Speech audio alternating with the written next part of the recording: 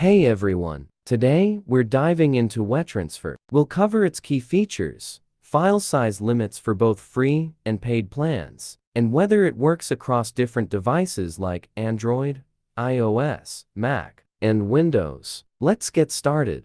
Part 1. What is WeTransfer? Part 2. What are the key features of WeTransfer? Part 3. Is WeTransfer safe and free? WeTransfer is safe, with encryption and link-only access. The free version lets you send up to 2 GB for 7 days. The Pro version 6.99 month offers up to 200 GB, 1 month storage, password protection, and custom branding. Part 4. How to use WeTransfer to transfer data between mobile phones. Get the app or use browser. Download app from App Store or Google Play or use WeTransfer.com. Add files. Tap plus or add files, then select your files.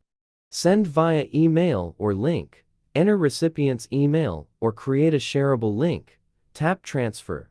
Load and send files. Recipients get a download link. Download files. Recipients click link to download on WeTransfer site or app.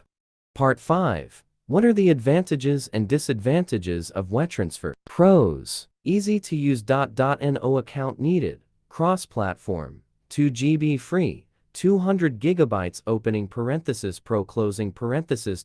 Secure. Link sharing. Cons. 2 GB limit. Needs internet. No version control. Limited free features. Part 6.